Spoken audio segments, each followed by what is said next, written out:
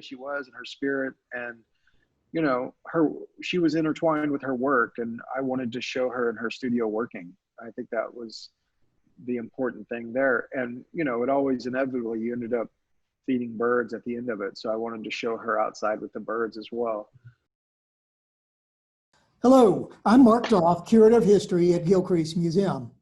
I want to make you aware of an important new exhibition that will open at our museum on Friday, October 9th. That exhibition is Weaving History into Art, the Enduring Legacy of Shan Goshorn. For those who are not familiar with Shan Goshorn, she was internationally recognized for weaving facsimiles of archival documents and photographs into baskets using traditional Cherokee techniques to create historical, political, and cultural commentary on Native American issues that continue to resonate into the 21st century. Joining me today is Native American filmmaker, artist, podcaster, and founding member of the sketch comedy group, the 1491s, Sterlin Harjo. Welcome, Sterlin, and thank you for taking time out of your very busy schedule to participate in our program today. Thank you. It's my pleasure. Sterlin is here to introduce a video featuring Shan that he directed, filmed, and edited in 2015 for FireThief Productions. Sterlin's film will be presented in our exhibition, but you will have the opportunity to see it following our discussions today. Tell us, Sterlin, what were your goals for the film?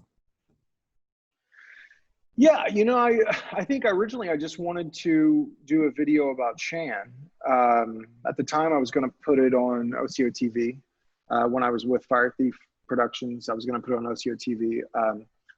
You know, Shan's Eastern band, so that didn't happen. And then Allison Herrera had a project, I think it was called Invisible Nations, and Allison, you know, basically distributed the video online. And it was really just an opportunity for me to sit down with Shan and record a conversation with her like I always had with her in her studio. And I wasn't sure how she would feel about being filmed, but she was game. And once we got there, it was very easy and very comfortable, like it always was with Shan. Well, Shan seemed very relaxed throughout the film. It was obvious that the two of you had a great rapport, just a very give and take on different subjects. So you certainly succeeded in that. I had this relationship with her that I would go and sit in her studio, and it was so sort of cinematic and beautiful and kind of her place, you know, and she, you know, I was lucky enough to be one of the people that she would invite in to come and, you know, a lot of times she would just have me talk while she made baskets, while she weaved, you know, and it was a very cool experience to be able to just go, and I would just tell stories and ramble like I do, and she would be making baskets the whole time. And you know, I just wanted to do a video that highlighted her because she was so you know, it always, throughout my career, it wasn't always the case that older artists would reach down and lift you up, you know, and that's something that's really important to me, you know. It's like bringing people along and having a community. And Shan did that for me, you know. There was a period, you know, I really met Shan through the 1491s, our shows with the 1491s. And, you know, I think there was a period where, you know, we were sort of subversive comedy and we were sort of doing our own thing. And sometimes, you know, we provocateurs, if you will. And, you know, the establishment or sort of, you know, a lot of older people sometimes don't embrace you right off the bat when you're doing that type of work, you know, but Shan did, you know, from the very beginning. Shan got it. Shan understood what we were doing, and she was really encouraging, and, you know, became friends with all of us, all of the 1491s. And she was just a really good person and really encouraged us to do that. Because I think that there are connections in what we do in comedy with what she does with baskets, because, you know, she would always say that, you know, like the basket is just the messenger, you know, for the message, you know, and like, and that's very much how comedy is, you know. It's like you can talk about some really heavy things through making people laugh.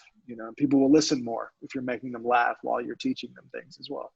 Yeah, I think for Shan, the basket was a vehicle, a vessel to carry the message. And Yeah. in your film, she makes that point that she had been trying to get these messages across for years, but so often the audience that the message was intended for would get so uptight and defensive, and she uses the analogies like they were wrapped in barbed wire. Yeah. But the basket was something, because they see the beauty of the basket, they literally lean in and want to look at it, and then that pulls them into the message. Yeah, and you're curious about what's inside too, Right. Yeah. And often what's inside her baskets is as interesting as what's on the outside. Yeah. Well, Sterling, it's been a little more than a year and a half since Shan's passing, and 5 or so years since you completed this film. In retrospect, what are your thoughts about the film, and what would you hope that our audiences take away after seeing it? I just hope they're infected with the joy that she brings to her work. I mean, that's the thing, is she was dealing with a lot of heavy subject matter, a lot of very serious things, but she was always laughing. She always brought joy to her work. And if you don't have joy in your work, then to me, it's not worth doing. You have to enjoy it. And you have to bring that joy to your work. And even if you're dealing with heavy subjects, it's like, it's love and fury, kind of what my film's about, which is like the anger. My feature film, it's about the anger and the love that we have to bring to our work for it to, I think, change things. And that's why I dedicated my latest feature film to her, because Shan epitomizes love and fury with her work, and it was always there together. And, the joy was overwhelming with her because she was such a pleasant person to be around, and just to hear her laugh, it's like enough.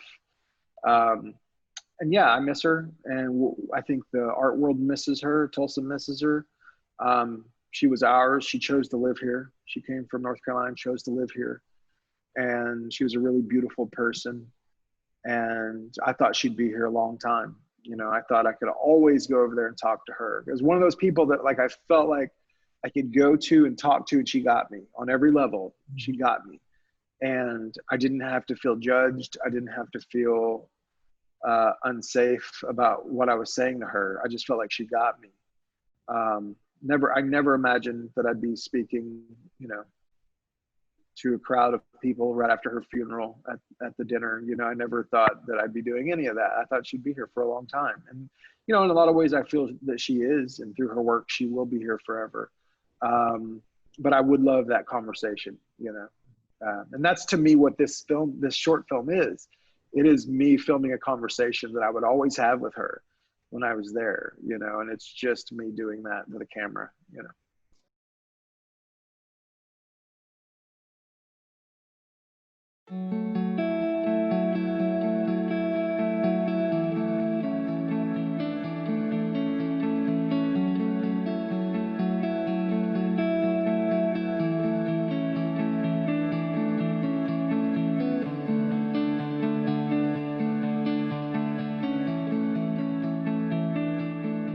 My name is Shan Goshorn. I'm Eastern Band Cherokee from Cherokee, North Carolina.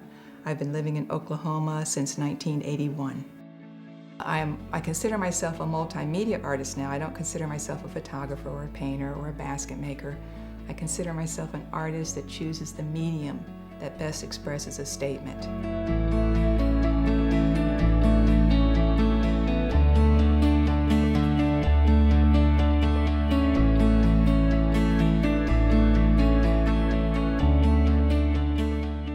The mountains are beautiful. The mountains have a spirit and a life all of their own, which is why a lot of my work addresses repatriation in our homelands, our right to belong in our homeland. We had a resurgence about 15 years ago where the Cherokee people really began to take more control over their imagery. They began to actively participate in reclaiming the language. My parents would just send me down there in the summers because once I became of work age in my early teens, you could get a job real easily there because tourist was the #1 industry. we would often get in the car and just go visit old people. So I learned a lot of things about being Cherokee from our elders. Stories, traditions, healing medicine, just old things that probably aren't being shared that much now because those people are all gone. When I moved here, it wasn't because I knew any Cherokee people. I started going to powwows, I started meeting people that way, and slowly people began to accept that I was who I said I was. You know, there's always that suspicion when somebody comes in and says, I'm Cherokee. You know? So I even found out that 2 people called back to Cherokee, North Carolina to see if my story was legitimate. And luckily it all panned out. So. I like being centrally located. I like being around all the intertribal ceremonies and stories and beliefs and all these different kinds of people. I like that very much. Yeah. I like being socially active, which I wasn't in North Carolina. I became socially active when I moved to Oklahoma. And it was when I moved to Oklahoma and I was doing work with activists like Richard Ray Whitman and Edgar Heap of Birds that all of a sudden I thought, you know, this isn't right. This isn't right that things are named Cherokee Jeep, you know, Jeep Cherokee or Cherokee jeans, that people are using the name that we are called for something to promote a product. I graduated with a Bachelor of Fine Arts with a double major in painting and photography. And it took me a ridiculously long time to figure out about hand coloring and painting on my photographs. But once I figured that out, I did a lot of that in my own time. I was still doing a lot of commercial art to support myself. And then after I graduated from college, the Indian Arts and Crafts Board hired me to create 20 or so black and white drawings of traditional Cherokee basket designs. And so once I started doing these illustrations, after I got to like the 16th or 17th one, I thought, I get this rhythm, I get the math, I understand how these baskets are created and how the patterns are made.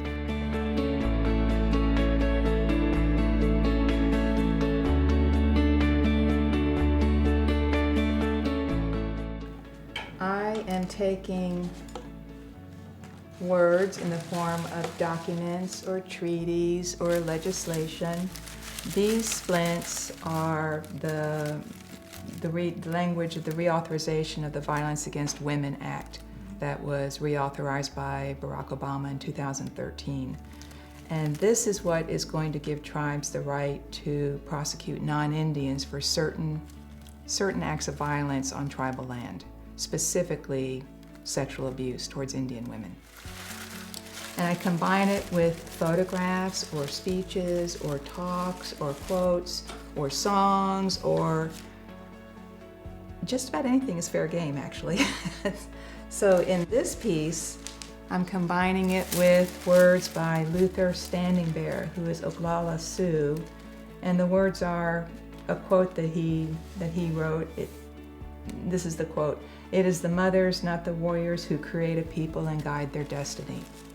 And so the pattern that I'm weaving started out as a Cherokee pattern. We have a pattern inside of a diamond like this. We have several patterns inside of a diamond, but I've actually woven the domestic violence purple ribbon inside this piece. When I first started doing activist work, people were so hostile towards it, and they were so threatened by it. I mean, it was almost like you could see people wrapping themselves up in barbed wire. I mean, literally, they would stand all crossed up like this when I would try to explain what these images were about. And they would leave the room. People just didn't like the idea of being confronted with the possibility that they had been engaging or hanging on to racist or bigoted ideas. Mm-hmm. But I think the actual shape of the basket makes this statement possible, because it's a very unassuming shape, you know, it's a domestic container, it's a vessel. I think it's a memory or an experience that we all have around the world, that a basket carries something. We picture our mothers or our grandmothers gathering something or carrying something or supporting something, maybe a baby, you know. It seems like a very nurturing part of our history, of our memories. And so I think people are comfortable with how non-threatening the shape is, but then they're just curious. They're curious because of the color and the pattern, and oh my gosh, how did she do that? Did she paint that photograph on there? You know, once they see an image that they recognize in a basket, they become so curious that it just draws them in. They literally lean in so that they can understand and they can see. And that's the moment. Yeah. That's the moment where this honest dialogue, it becomes a springboard for the conversation I've been trying to have for 30 years. Yeah. And to have people actually get it, you know, to say, oh, I didn't have any idea. I understand now why mascots are a problem, or why treaty issues are a problem, or, you know, how sovereignty plays a role. I'm about 800 ideas behind. I have a lot of ideas that I just wake up in the morning, I'm excited to start working. I have been astounded by how led I've been by the ancestors with this work. It became apparent to me that they weren't just supporting me, they're impatient to have these stories told. So I felt like I've been very led, that the ancestors have had a big hand in the work that I'm creating. So when I'm awarded different awards and fellowships, there's a lot of people up on that platform receiving that with me. People that are alive and people that I've never met, but there are a lot of people that have assisted me.